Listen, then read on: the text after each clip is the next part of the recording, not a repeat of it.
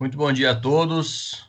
Vamos dar início a mais uma aula, né, de mediação de aprendizagem. Agora a gente vai começar um tema novo, falando especificamente como que é o trabalho do profissional da segurança, que atua com aprendizagem, atua com treinamentos, atua também com um pouco de educação, né, com, com a educação com os funcionários consequentemente, para a multiplicação do conhecimento.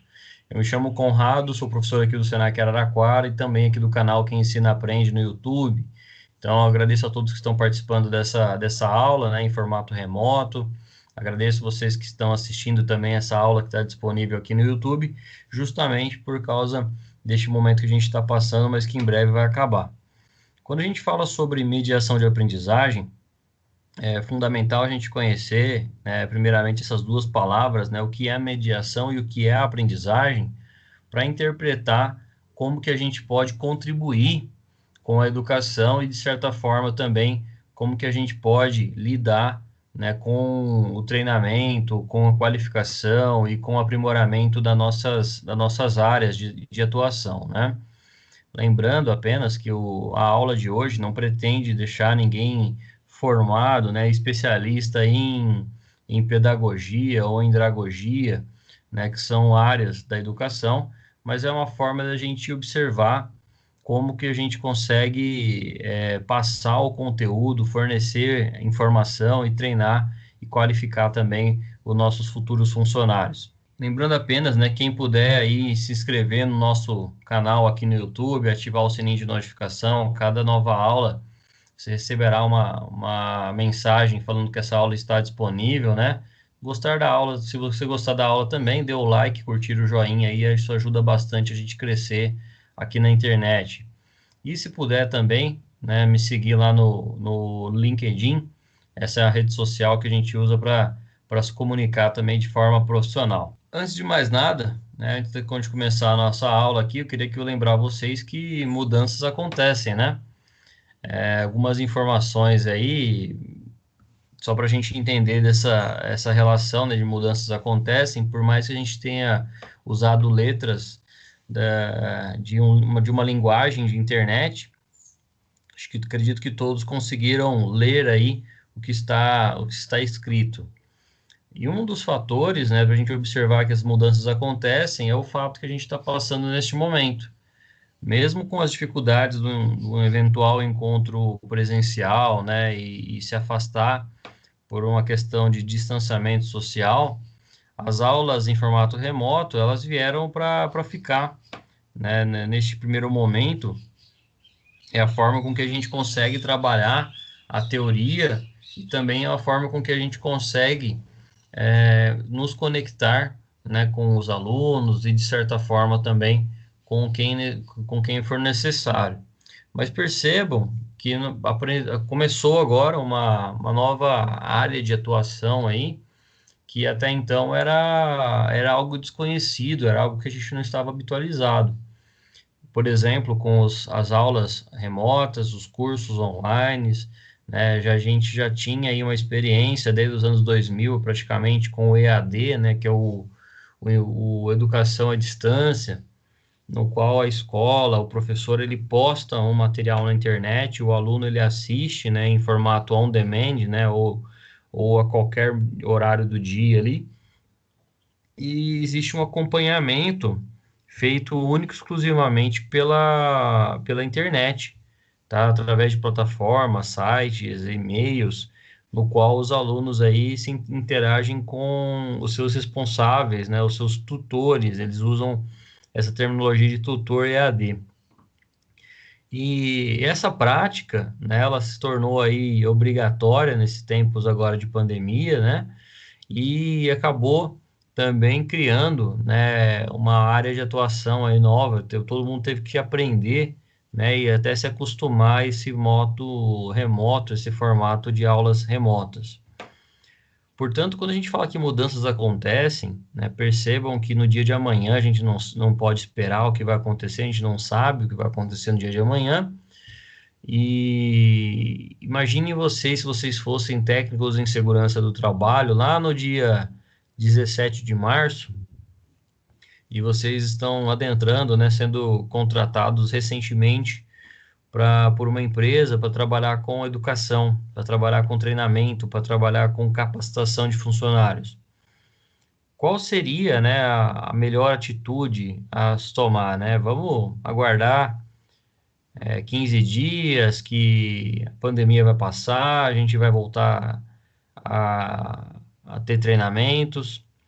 Vamos imaginar que a gente teria ali uma possibilidade prática de retornar, né, sem aulas em formato remoto, né, já partindo aí para aula prática, né, ou ainda uma terceira opção, vamos imaginar que a gente cruzaria os braços e aguardaria essa pandemia, né, esse isolamento social passar.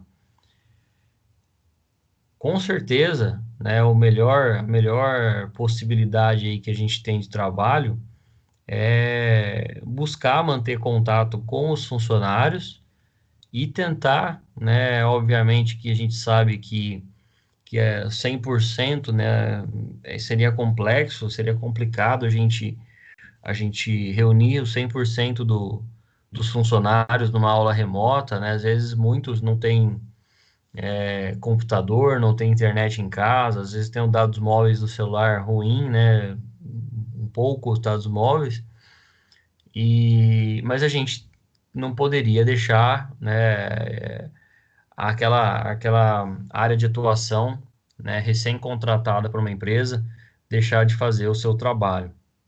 Então, quando a gente fala que mudanças acontecem, percebam que a educação ela vem se modificando ao longo dos anos, né? A gente tinha lá a necessidade de ter um professor, né, no qual só ele detinha o conhecimento, só ele sabia, e o aluno ele era um mero espectador, ele era um mero ele só participava da aula, né? Então ele não não tinha a sua vez, ele não falava, ele não argumentava, né? O professor, muita gente associa, né, associava como o somente ele tinha o conhecimento sobre aquele assunto. Então, é fácil, né, de certa forma, quando você vai trabalhar com uma turma que ela não conhece ou nunca teve contato nenhum com um determinado assunto. Afinal de contas, só você vai conhecer aquele assunto, né? Só você vai conhecer aquela matéria, só você vai dominar aquela área de atuação.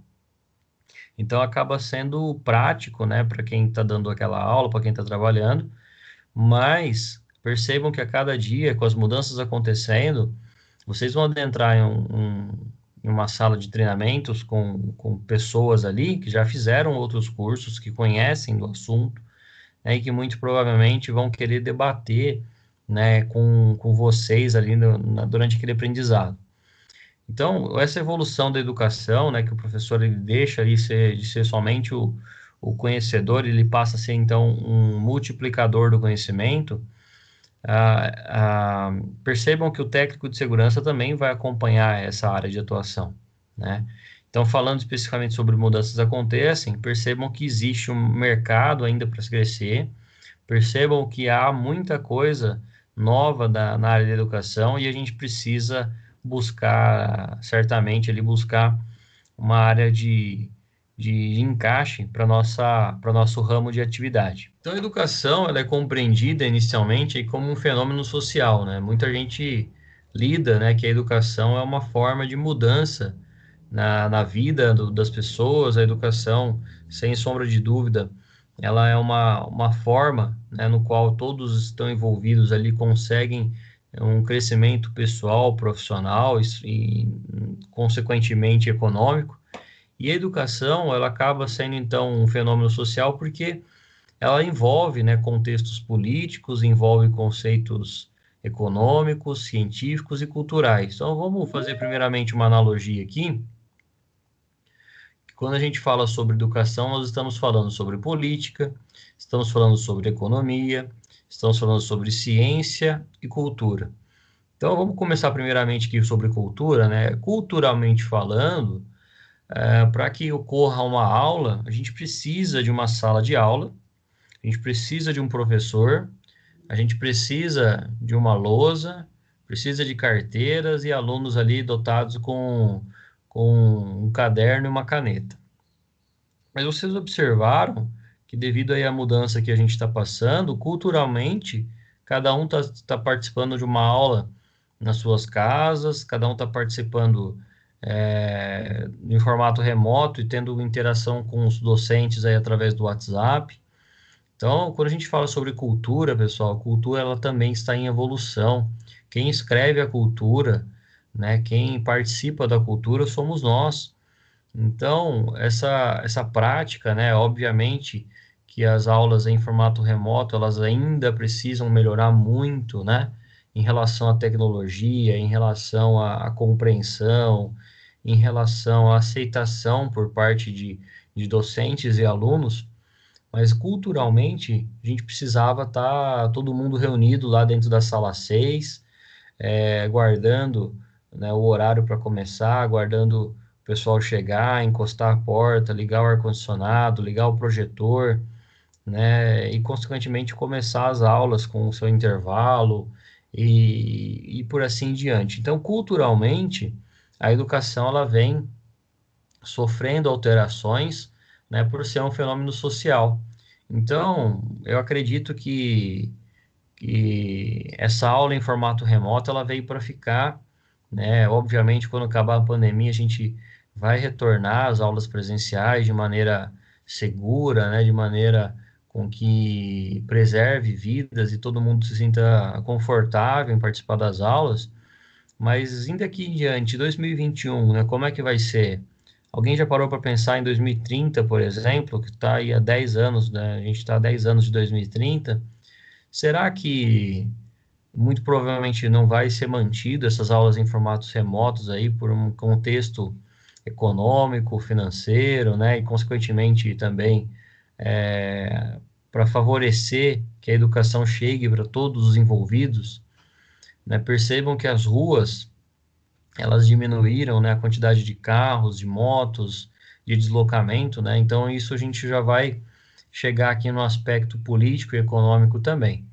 Mas quando a gente fala de educação no aspecto científico, né, percebam que ciência ela precisa ser comprovada, ela precisa ser testada. Então, muitos pedagogos, muitos profissionais aí da educação vão reescrever a história, né, no contexto aí da pandemia, justamente porque surgiu, né, uma forma nova, né, de assistir aula, né, de participar de uma aula. Então, quando a gente buscou aí as redes sociais, né, seja o Instagram, o Facebook, para interagir com os alunos, ou, consequentemente, lá o WhatsApp, que é uma forma de você mandar mensagem e receber já um retorno, quando a gente buscou ferramentas como o Skype, que a gente está utilizando agora, o Microsoft Teams, que é uma ferramenta bacana também, o Google, né, o Google Classroom, nós temos ainda outras ferramentas aí como o Zoom, por exemplo, que a gente pode estar utilizando para gravações de aula. Então, eu acredito que os pedagogos vão escrever muito, né? Quem trabalha com educação, quem está fazendo mestrado na área de educação, vai escrever bastante sobre esses temas nos próximos anos, justamente para observar como que é a aceitação dos alunos, o que precisa ser feito para melhorar. E essas empresas de tecnologia, elas vão observar esses estudos publicados para tentar melhorar. Eu acredito que muita gente aí no primeiro impacto, né, no primeiro momento, recebeu a notícia lá que nós iríamos ter aula em formato remoto, precisou fazer adaptações, né, precisou aí investir, né, em outras áreas, então isso ativou também o viés econômico, né? Antigamente a gente precisava comprar um caderno para ir para a sala de aula, hoje em dia a gente precisa ter uma boa conexão de internet, né? Então, quando a gente fala sobre a educação, ela incentivar também assuntos econômicos, né? Quando a gente fala sobre a compra aí de um material tecnológico para favorecer os recursos da educação, isso a gente acaba, né, de certa forma, incentivando a economia. E aí percebam que também existe um impacto político por trás de tudo isso, né? Quando a gente fala sobre esse momento que a gente está passando, algumas pessoas deixaram de sair de casa e acabaram procurando aí outras formas, né, de interação, principalmente pelo formato online, né? Então, quando a gente busca a educação de uma forma geral, a gente ativa a economia, né? Muita gente, quando começa um ano, né, tem um pensamento, olha, eu vou começar a estudar porque esse ano eu quero mudar alguma coisa na minha vida, eu quero mudar de trabalho, eu quero ter uma qualificação melhor, né? Então, ou por razões também específicas, né? A gente faz planejamentos aí, e os planejamentos, eles geralmente são associados com áreas de educação. E no contexto político, quando a gente fala de educação, né, o nosso brasileiro, né, o nosso povo, ele é pouco interessado em política, ele é pouco interessado em economia, é pouco interessado em ciências e pouco interessado em cultura. Então, naturalmente, a educação vai ficar em um segundo plano, né, para todos nós. E aí, quando a gente se depara, né, enquanto técnico de segurança de uma empresa, percebam que a gente vai lidar com profissionais que eles foram incentivados desde da escola, né, em fazer atividades práticas e se comprometer muito pouco com a teoria, tá bem? Então, um técnico em segurança que ele detém ali o conhecimento das 37 normas regulamentadoras, ele vai precisar compreender política, ciência, economia e também cultura para poder fornecer um material, né, durante seus treinamentos, para poder passar o conteúdo para todos que estão ali envolvidos. E percebam que vocês vão trabalhar com trabalhadores, né, vão vão ter contato com trabalhadores que vocês vão precisar ensinar para eles situações, né, de risco, situações de prevenção. Então, nessa perspectiva de aulas em formato remoto, né, ou nas aulas aí futuramente aulas teóricas, né, e presenciais principalmente, com enquanto vocês forem técnicos de segurança em uma determinada empresa, vocês precisarão se adequar no contexto da educação para poder passar o seu conteúdo e, consequentemente, informar os trabalhadores. Sendo assim, é preciso considerá-lo que educação é uma prática social, né? A gente precisa ter uma prática social justamente em determinados tempos, né? Quem nunca passou aí por uma situação, né, de parar de estudar e depois de retornar ao trabalho, né, retornar a estudar, porque focou principalmente no trabalho, focou em outras situações específicas da vida, né, e quando retornou, demorou um certo tempo, né, para se adequar ao estudo, né, a voltar para a parte, associar a parte teórica com a prática. A gente, enquanto criança, né, a gente é matriculado lá na pré-escola, a gente vai para o primeiro, segundo, terceiro ano, né? Depois a gente vai quarto, quinto, depois começa ali ter um estudo, né, da sexta, sétima, oitava, e agora nós temos a nona série, finalizando ali o ensino médio. Para quem foi fazer uma graduação, né, ou quem vai fazer uma graduação, uma especialização, ou até futuramente ele buscar uma educação em estrito senso, né? Percebam que a gente acompanha a educação acompanha os nossos anos de idade, né? A gente acompanha ali uma certa evolução do tempo. E no caso de trabalhadores, né, que já têm mais de 18 anos, alguns já têm até idades próximas da nossa aposentadoria, alguns trabalhadores vão ter idade dos nossos familiares, né, nossos pais, nossas mães. Essas pessoas, elas já acreditam, né, que elas já aprenderam tudo que elas já tinham que aprender, e o técnico de segurança do trabalho, ele simplesmente vai ser uma pessoa que vai ser aquela pessoa que vai acompanhar ela na obra, acompanhar ela no trabalho, ela vai fornecer os equipamentos de proteção, e esquecem que por detrás daquele técnico de segurança do trabalho existe um agente multiplicador de conhecimento, principalmente na segurança, né? Então, entendendo a educação como uma prática social, vai depender de fatores do seu contexto social, obviamente. E lembrando que a educação ela ainda não contempla, né, ou estimula a pluralidade, a inclusão, a curiosidade e a autonomia. Falando sobre essas quatro palavrinhas aqui, acho que pluralidade é o que a gente mais tem ouvido nos últimos anos aí, principalmente por causa desse contexto político, né? De quem é de direita ou quem é de esquerda. A gente está há 7 anos discutindo o que é direita e o que é esquerda aqui no Brasil. E quando a gente fala sobre educação, né, tanto pelo viés da direita ou da esquerda, né, seja sendo conservador ou progressista, percebam que há espaço na educação para os dois, né? Tanto quem é de direita como quem é de esquerda consegue apresentar ali a sua ideia, consegue apresentar o seu contexto de, de valores, né? Mas não consegue aceitar os outros valores, né? Então, olha que situação complicada para quem é educador. Porque se você é técnico de segurança, vai trabalhar com educação e porventura está usando uma camiseta vermelha, quem for conservador, né, vai observar que você provavelmente tem um viés político mais progressista, né? E se você ali tem uma prática, né, de usar um cabelo comprido, né, um homem que usa cabelo comprido, lá, o cabelo de coque, por exemplo, se o conservador observar, né, que você tem essa postura, esse valor, dificilmente ele vai colocar ali vai prestar atenção na sua explicação. Percebam, pessoal, que a pluralidade, a gente tem discutido isso nos últimos 7 anos, mas a pluralidade nada mais é do que a aceitação, né, das ideias, dos valores, seja de direita ou seja de esquerda, seja de cristãos, de católicos, né, de ateus, de evangélicos.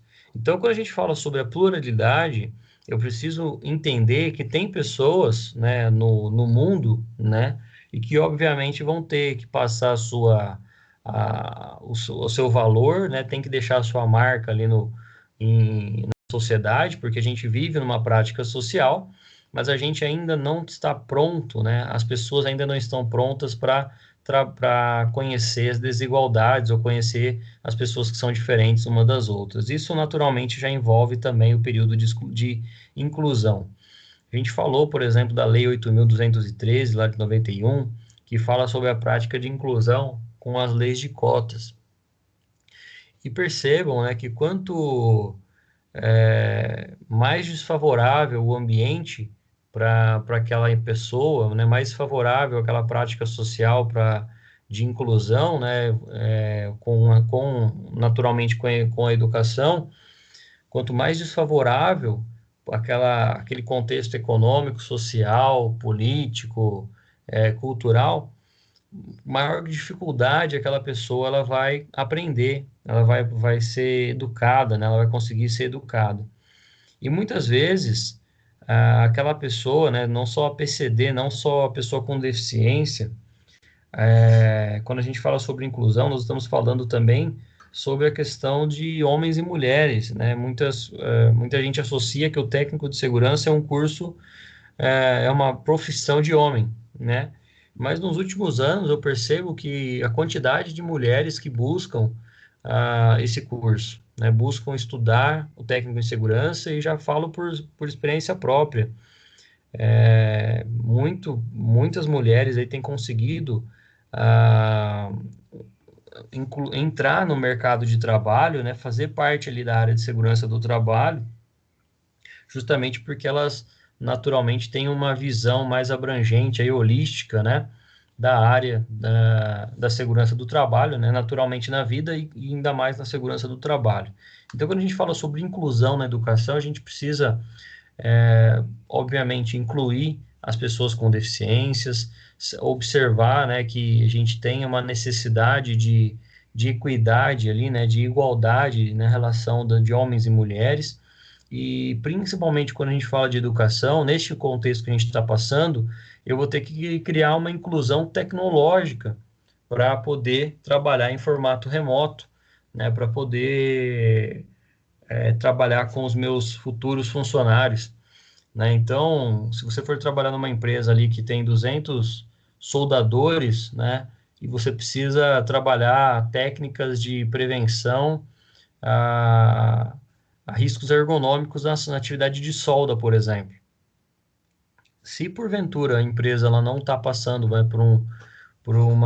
está passando por esse momento de pandemia, igual todos nós aqui que tá mantendo um período de afastamento, o que você, técnico de segurança, pode fazer? Né? Como que você vai conseguir informar, treinar e capacitar? Então percebam que a gente vai ter que buscar alternativas, seja pela internet, seja por conexão ali pelas redes sociais. Então, o técnico de segurança, um bom técnico de segurança daqui em diante, ele vai precisar também observar as práticas de pluralidade, inclusão, curiosidade e autonomia. A gente é treinado, né, a apresentar o conhecimento por repetição, a gente vai aprender por repetição, né? Desde a escola lá a gente é treinado, né, a conhecer a tabuada, a conjugar verbo, né? O eu, tu, ele, nós, vós, eles. Todo mundo lembra disso. Mas a gente não é treinado, né? A gente não é capacitado a perguntar o porquê disso, né? Por que que o aluno deve aprender determinados assuntos? E na segurança do trabalho, tudo tem um porquê. Por que que você vai utilizar um treinamento de trabalho em altura? Porque uma pessoa capacitada, certamente, ela qualificada, ela vai ter os índices menores de acidente do que uma pessoa que não teve um treinamento, uma capacitação. O uso dos EPIs, eles são fabricados não por mera boa vontade, né, das empresas, mas porque existe um senso de proteção dos riscos ocupacionais com a vestimenta, né, com os usos dos equipamentos de proteção individual e coletivas. Então, despertar essa curiosidade no trabalhador favorece, né, o uso dos equipamentos e favorece também a atenção, né, aprender a atenção ali daqueles trabalhadores nos determinados exemplos que forem dados aí em treinamentos ou qualificações dos profissionais que estão adentrando ali na empresa. E, de certa forma, também a gente então é estimulado a ter autonomia. Todos nós aí fomos treinados, né, desde que a gente nasceu, até por um fator familiar, em estudar, buscar um emprego via CLT, né, via consolidação das leis trabalhistas, né, um emprego registrado, e permanecer pelaquela empresa até a nossa aposentadoria.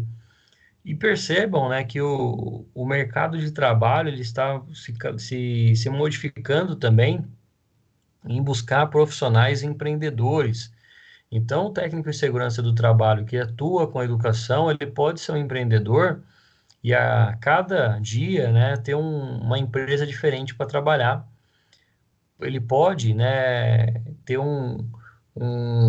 vários clientes, né, e atuar em cada dia em um determinado cliente para que ele seja um profissional autônomo também.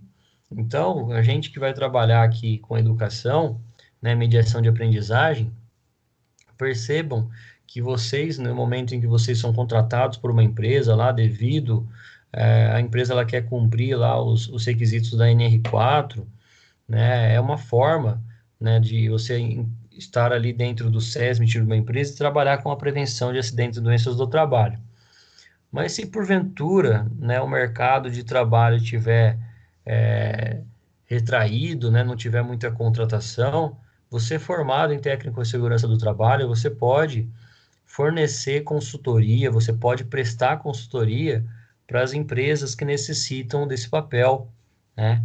Então, a autonomia que a gente tem que buscar hoje, no contexto mais voltado à educação, observando naturalmente que a gente tem que sair da famosa zona de conforto, né? Parece até um papo meio que de autoajuda, mas deixar de ter aquela visão que somente o profissional registrado, somente o profissional com registro em carteira, vai ser um profissional feliz, vai ser um profissional bem remunerado.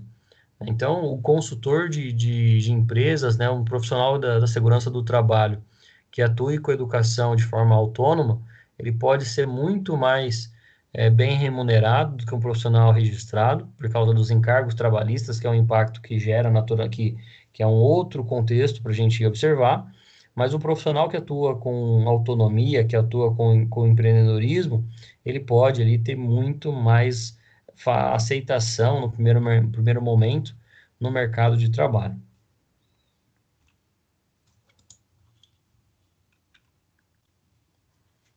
E como ocorre, né, a aprendizagem?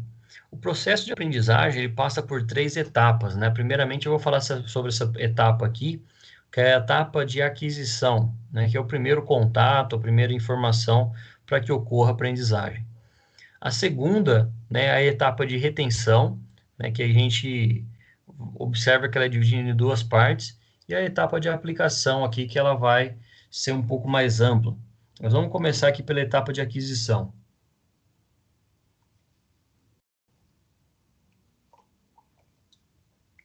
A aprendizagem ela ocorre, então, por um processo, e a primeira etapa, ela é por uma etapa de aquisição.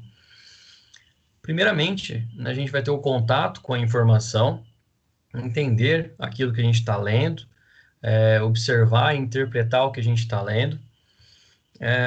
Na sequência, né, muda essa nova informação, então aquele slide que passou, ele fica ali para trás, né, naquela primeira informação, e já entra uma nova informação. Então percebam, né, que o processo de aprendizagem ele vai ser contínuo ao longo de um treinamento, ao longo de uma aula.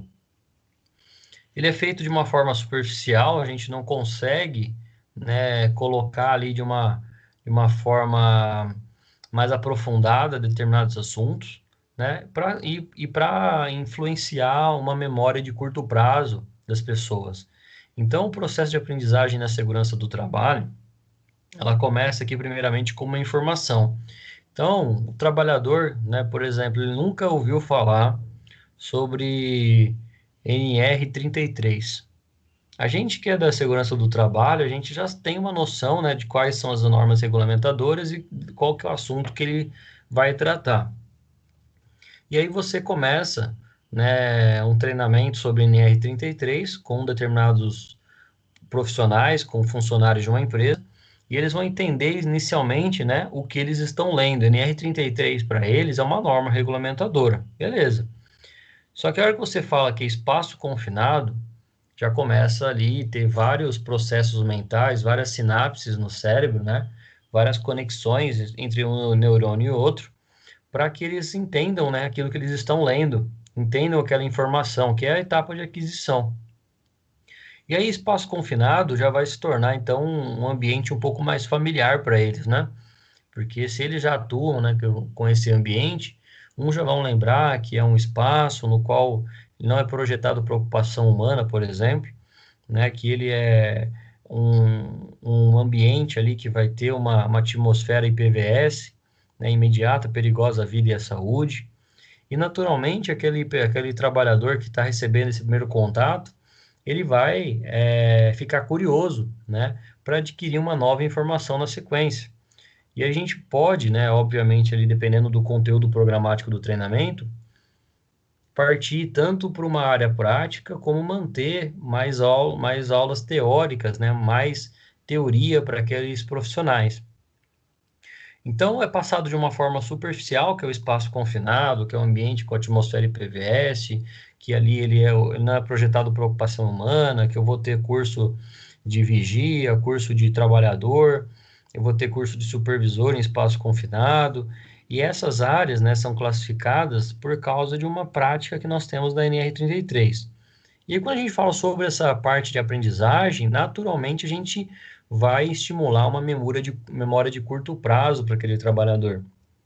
Tanto que ao sair do curso, se você perguntar para ele algumas coisas sobre o treinamento, né, ele vai saber, ele vai ter aquela ideia, tá bom? Ele vai conhecer sobre aquele assunto. O ideal é que ele tenha, né, obviamente, etapas de retenção e de aplicação em sequência. Então, quando a gente fala sobre as etapas de aquisição, eu estimulo a memória de curto prazo daquele trabalhador. Já a etapa de retenção, né, ela é a segunda etapa aqui, ela estimula memórias de longo prazo, geralmente associados aí a uma matéria mais prática, né? Então, com mais prática, com mais a gente conseguem estimular o aprendizado através de aulas práticas, melhor para a etapa de retenção dos trabalhadores, tá bem? A teoria, ela é fundamental, a gente não pode deixá-la de lado, mas ela tem que andar de maneira conjunta, né, paralelamente, junto com a parte prática, né? A teoria, ela tem o seu espaço e a parte prática também tem o seu espaço. Percebam que a gente está trabalhando algumas disciplinas com vocês nesse formato remoto, estimulando as aulas teóricas, e aí a gente está deixando as aulas práticas para um outro momento, né? Afinal de contas, não tem como a gente fazer, por exemplo, um combate a incêndio em formato remoto, né? Então, olha, cada um aí coloca fogo no papel em casa, né? Que a gente vai fazer a extinção desse fogo. Não tem como a gente trabalhar com isso, não tem dessa forma, ainda não é permitido, né? Se a gente tiver uma possibilidade aí em breve, né, de trabalhar nesse formato remoto, essas aulas práticas elas vão precisar passar por uma série de adequações, justamente por uma questão de prevenção, né, pelo eventual contato com as pessoas. Então, quando a gente fala sobre a memória de longo prazo, é a segunda etapa aí que vai envolver a etapa de retenção e a memorização e ainda também a informação adquirida. Então, quando a gente fala de memórias de longo prazo, muito provavelmente o trabalhador que ele sai de um treinamento, ele chega em casa contando a parte prática, né? Ele não chega falando ali o nome do instrutor, falando sobre o, o tema do curso, quantas pessoas participaram, né? Então, geralmente ele chega contando o que ele fez no trabalho. E a aprendizagem, né, ela é bem semelhante como a gente lidava, né, com a educação básica, né, como a gente começava lá a nossa vida escolar. As nossas mães, nossos pais perguntavam, como é que foi na escola hoje, filho? E aí você explicava o que que a professora fez, o que deixou de fazer, o que se teve mais alguma coisa que chamou a atenção, mas dificilmente a gente se atentava à parte teórica, né, o que a professora passou lá, o professor passou nas aulas.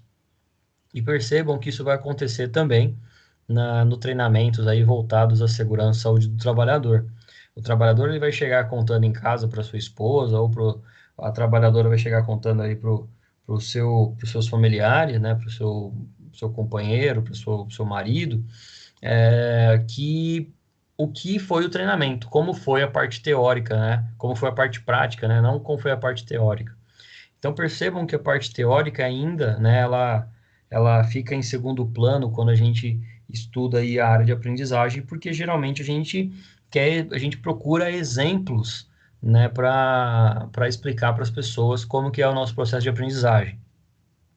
Quando a gente fala sobre segurança do trabalho, né, muita gente pergunta, o que que um técnico de segurança do trabalho faz? Você geralmente vai para a área que ele faz prevenção de vidas, né, e prevenção da integridade física dos trabalhadores. Dificilmente você vai falar sobre as 37 normas regulamentadoras, sobre a Lei 3.214 de 78, sobre a Lei 8.213 de 91. Você vai falar sobre prática, vai falar da prática para as pessoas entenderem como que é a profissão da segurança do trabalho, mas dificilmente as pessoas vão entender, né, sobre a parte teórica, tá bom? Então a gente geralmente associa mais a parte prática, porque é uma etapa de retenção maior. Então, memórias de longo prazo, elas são estimuladas desde quando a gente é criança, né? Então, se a gente vê o nosso pai subindo lá no telhado sem tomar nenhum cuidado com a segurança, ou se a gente observa ali a nossa mãe cozinhando, né? Quando a gente era criança, observava que ela esquentava lá a água para colocar o macarrão. A gente sabe que isso são práticas, né, sociais que são feitas em casa e a gente acaba, né, enquanto criança, enquanto adolescente, aprendendo por repetição, né, aprendendo que a gente deve esquentar a água ali para colocar o macarrão, que a gente vai subir no telhado, mas a gente deixa a segurança do trabalho em segundo plano. Então percebam, né, que os exemplos que a gente teve em casa estimulam também o nosso papel enquanto profissionais de uma empresa. Então, o técnico de segurança vai ter que observar esses comportamentos e tentar mudá-los com um conceito prevencionista para cada atividade. E é difícil, né? É muito complicado aí a gente mudar, né, um contexto cultural das pessoas. E a terceira, ela vem para a etapa de aplicação, né? Obviamente, é aplicar a informação na prática. Então, quando termina o curso, como que você vai fazer a atuação profissional? Fazer um teste, né? A gente geralmente gosta aí de procurar fazer uma avaliação após um treinamento, né? E algumas normas, elas exigem, né? Por exemplo, a NR17, lá no seu anexo 1, que fala sobre check-out, ela dá a opção, né, para quem é para as empresas que trabalham com check-out, que trabalham com capacitação de funcionários, em realizar uma atividade para observar se essa pessoa, né, se esse trabalhador ele foi treinado e capacitado. Então, através de keys, né, através de múltiplas escolhas ou flashcards aqui que são exemplos para os trabalhadores guardarem, memorizarem, né? Isso pode ser feito ali um teste para cada trabalhador também. E naturalmente a gente prepara uma apresentação, né, através de notas a serem faladas ali e mapas mentais também. Então, preparar uma apresentação, pessoal, não é simplesmente a gente buscar um material, né, um slide, né, buscar uma projeção, né? Quantas vezes eu não fui dar treinamento em algum lugar com o meu notebook, né, com um microfone, às vezes, chegava lá no ambiente, não tinha caixa de som, não tinha projetor, então a gente tem que ter preparado um segundo, terceiro e quarto plano também, né, o plano A, o plano B, o plano C e às vezes até o plano D, porque quando a gente fala de preparar uma apresentação, por mais que a gente esteja achando preparado, né, que vai dar tudo certo, a gente precisa também, né, ter um plano B na manga aí. Quando a gente vai trabalhar nas empresas, né, com treinamentos, a gente precisa observar naturalmente que os trabalhadores eles vão exigir, né, até meio que cobrar do, dos palestrantes, de quem for dar um treinamento, um material teórico, né, um material impresso, né? Então é natural a gente se deparar com situações que as pessoas querem uma apostila, querem um, um material ali para acompanhar, não somente os slides, ou não, no final da apresentação, algumas pessoas vão lá e pedem, né, os slides para o palestrante, para quem está dando treinamento. Então, isso é uma prática habitual, né, e a gente já deve começar a pensar nessas hipóteses também. Então, quando a gente for dar um treinamento de trabalho em altura, espaço confinado, NR10, NR18 e todos os outros treinamentos que são exigidos pelas normas regulamentadoras, a gente vai precisar ter um kit, né, vamos falar assim, de material para aquelas pessoas que estão sendo treinadas. Seja impresso, seja disponível pela internet, seja porque eles gostam desse material e é uma forma de aprendizar, porque ele vai envolver também a retenção. E aí a gente começa a entender, então, se a gente falou sobre aprendizagem, vamos falar sobre mediação. A mediação, ela atua, né, entre dois pontos. Uma pessoa que quer aprender e a outra que deseja ensinar. Então, quando a gente fala sobre mediação, eu estou falando, né, sobre uma prática, né, que ela não visa conflitos, e sim trabalhar, né, com diálogo, muita gente fala sobre diálogo, porque muita gente gosta de falar, mas a gente também precisa ouvir, né, para que haja ali uma mudança de pensamento. E quando a gente fala sobre mediação de aprendizagem na área de segurança do trabalho, eu preciso sempre ouvir o trabalhador, afinal de contas, ninguém conhece mais do que o trabalho, do que o próprio trabalhador.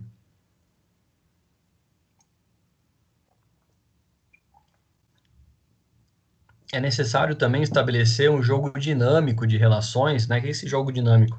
Enquanto um fala, o outro observa, enquanto um observa, o outro vai falando. Então, quando a gente fala sobre a mediação nessa prática, né, da segurança do trabalho, é muito habitual, né, a gente perceber que tem pessoas que já acreditam que conhecem de tudo, né? A gente, quando entra numa sala de aula pela primeira vez, a gente pergunta ali o nome dos alunos, de onde eles vieram, o que eles fizeram, o que eles pretendem com o curso técnico de segurança. Isso já é uma forma de ter uma relação social com aqueles alunos. E vocês também, quando vocês forem trabalhar como técnicos de segurança do trabalho, vocês vão precisar desenvolver esse jogo dinâmico com esses trabalhadores. Então, obviamente, se você entrar numa sala de uma empresa, vocês vão perguntar onde vocês trabalham. Olha, todo mundo trabalha no mesmo lugar, né? Então não precisa ficar tendo esse tipo de pergunta, né? Mas perguntar um pouco, né, sobre a prática profissional de cada um, o que você faz nessa empresa. Você mudou o tipo de pergunta, mas o objetivo, né, o seu objetivo foi alcançado, mas você mudou um pouco a pergunta que você queria fazer. Então, a mediar, né, é estar entre dois pontos, estabelecer relações através de um jogo dinâmico, aproximar e gerenciar conflitos, né? Essa é a prática mais difícil aí da segurança do trabalho, através da aprendizagem, gerenciar conflitos. Muitas vezes a gente vai ter que trabalhar, vou dar um exemplo apenas, né, de conflitos, mas a gente vai trabalhar numa empresa que ela não tem uma sala de treinamentos ou que ela não dá muita importância para treinamentos. E aí você, técnico de segurança, com muito custo, querendo mostrar trabalho, mostrar o seu papel, vai precisar ali ter uma conversa mais séria, né, com o gerente de RH. Aí o gerente de RH, ele dá o positivo, né, dá o ok ali que você pode fazer um treinamento, por exemplo, para um determinado número de funcionários. E aí você observa, né, vamos falar de treinamento de NR12, de máquinas e equipamentos, que é obrigatório. Que você precisa treinar 100 trabalhadores, esses 100 trabalhadores, cada um, né, cada dois trabalhadores trabalham em uma máquina. Então, naturalmente, são 50 máquinas. Se você tirar os 100 trabalhadores da fábrica, né, e as 50 máquinas ficarem paradas, certamente ali o supervisor da segurança, o seu supervisor do setor, o diretor industrial, o presidente da empresa, eles não vão querer aquele treinamento porque você precisou ali tirar e parar a produção, né? E obviamente que a gente tem que entender essa situação, né? E observar também que a empresa ela não pode parar enquanto alguns trabalhadores estão recebendo treinamento. Então você vai precisar, enquanto técnico de segurança, montar turmas, montar escalas, montar o treinamento e dividir essa parte aí em 4, 5 treinamentos, se for o caso, para que todos sejam treinados e capacitados. Poxa, mas eu vou ter que falar a mesma coisa várias vezes? De certa forma, sim, a gente vai trabalhar com a multiplicação, não com a divisão da informação. E aproximar e gerenciar conflitos ser flexível, né, e entender os dois lados. A segurança do trabalho é importante, sem sombra de dúvida, mas a produção também é muito importante. Então, no momento que a gente fala sobre mediação de aprendizagem, o técnico em segurança do trabalho ele precisa estabelecer critérios juntamente com os demais ali para quem vai ser treinado primeiro, por que esse treinamento é destinado àquele número de funcionários. Poxa, mas eu tenho ali 100 funcionários, todos têm que ser treinados. Todos serão treinados ao longo de um mês, ao longo de um ano, se for o caso. Tá bem? Compreender determinados momentos e saber reconhecer situações. Este momento que a gente está passando, né, é uma prática, a gente precisa entender determinados momentos e reconhecer essas situações. E saber verbalizar e esperar do outro, né? Geralmente a gente é acostumado a ouvir um ditado popular, né? Que a gente geralmente fala o que quer e escuta o que não quer, né? E quando a gente fala sobre a verbalização, nós estamos falando naturalmente, né, em uma prática de relacionamento. Eu falo, né, sobre determinados assuntos e eu vou ter que saber ouvir também determinados assuntos. Então, não adianta você ir numa empresa, dar treinamento de trabalho em altura, falar sobre ponto de ancoragem com os funcionários, sendo que eles não têm ali um ponto de ancoragem, eles não têm uma linha de vida, eles não têm um cinturão ali de trava-queda, né, um cinto trava-quedas. E esses trabalhadores, vocês vão precisar ter uma flexibilidade, um jogo de cintura para poder estabelecer um processo de aprendizagem contínuo com eles. Eu já tive uma situação, né, que eu fui dar um treinamento de trabalho em altura e eu falei ali sobre linha de vida, e aí um funcionário esperou um determinado ponto ali, a gente foi fazer uma pausa para um café, para tomar uma água, e ele me chamou de canto e falou, olha, eu tô achando muito legal o curso, bacana, né, que você está falando, tudo, mas quando que vão instalar a linha de vida aqui? Né? E aquele momento eu pensei, que coisa, né? Falei, olha, vamos lá para você me mostrar onde você trabalha, né? E eu parei o treinamento, fui lá rapidinho, eu vi, eu falei, olha, dá para colocar a linha de vida aqui, o ponto de ancoragem dá para ser feito dessa forma. E aí eu tive um outro problema, porque eu criei expectativa para um trabalhador. E né, naquele caso, né, eu não era o técnico de segurança daquela empresa, eu estava só prestando um serviço. E aí depois, conversando com o técnico de segurança da empresa, ele falou para mim, ele falou, olha, existe a pretensão, né, de ser colocado ainda esse mês, mas a gente está guardando o orçamento. Então, é, depois que eu conversei com o técnico de segurança, eu comentei com a turma, eu falei, olha, aguardem um pouco, né, obviamente que essa informação ela é, vai ser cobrada aí por todos, mas percebam que a empresa ela está se movimentando, ela está se mobilizando em praticar a segurança do trabalho e criar uma adequação para todos os envolvidos. Então, né, a gente geralmente fala e tem que aguardar também o retorno de todos os que estão ali presentes. Mas, obviamente, né, que a gente tem que gerar e mediar esse conflito também. Ser mediador, né, nos dias atuais, a gente deixa de...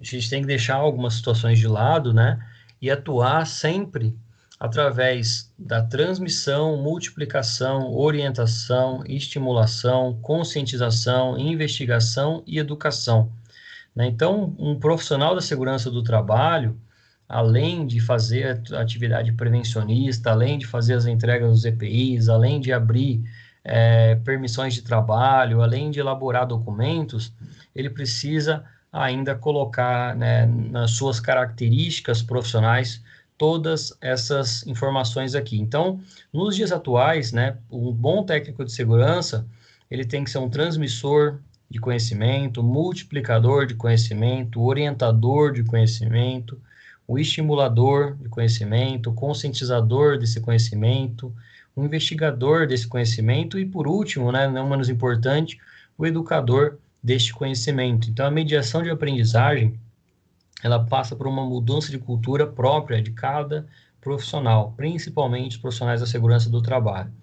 Já comentei com vocês, né, que antigamente o técnico de segurança do trabalho ele fazia o curso ali para ter, né, uma área de atuação voltada, né, em reações, né? Então tinha o acidente, ele já fazia primeiros socorros, tinha um acidente, ele fazia investigação, mas com o tempo foi mudando essas características para que ele se tornasse, né, então, um profissional efetivamente prevencionista.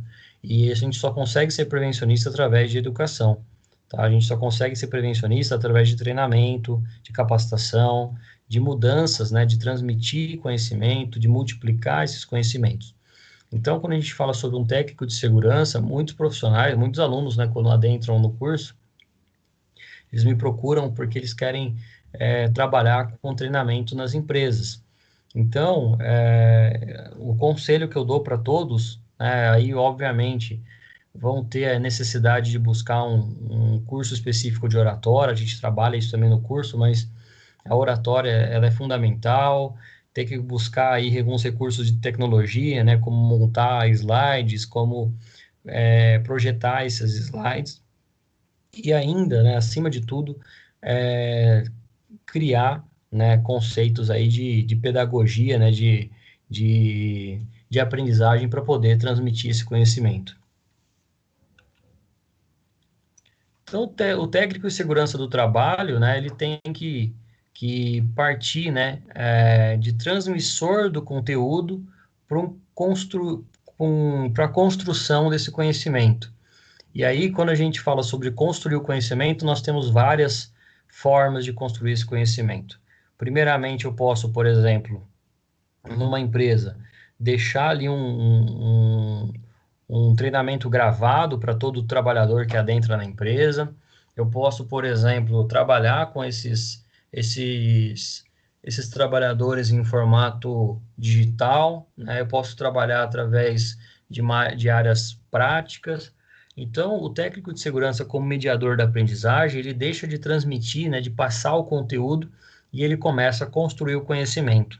Essa mudança, né, de chave, essa mudança de pensamento, ela serve exatamente para que você tenha outras pessoas para futuramente construir o conhecimento também. Então, quando a gente treina, capacita, orienta um funcionário, isso serve, né, isso nos motiva a buscar com que ele esteja do seu lado, vamos falar assim, né, junto com a equipe de segurança, motivando e favorecendo a prevenção de acidentes e doenças ocupacionais. E é um recado que eu gostaria de deixar para todos, né? Se o professor quiser ensinar, pegue os olhos emprestados do seu aluno, né? Essa é uma frase do Paulo Freire, né? Apesar de ele ser um educador ele muito contestado nos dias atuais, é um educador e deve ser respeitado como todos os demais, independente do tipo, né, de pedagogo que foi, ou se existem melhores ou piores. É uma frase bem interessante dele que nos aplica, né? Se você quer informar, se você quer treinar um trabalhador, se você quer capacitar um trabalhador, pegue ali emprestado os olhos daquele trabalhador, né? Se a gente puder fazer uma, uma, uma licença poética aqui dessa frase, né? Se você quer, se o técnico de segurança quer ensinar, pegue os olhos do seu trabalhador emprestado, né? Um pensamento aí, uma licença poética que vai nos ajudar bastante no momento da gente mediar a aprendizagem na segurança do trabalho.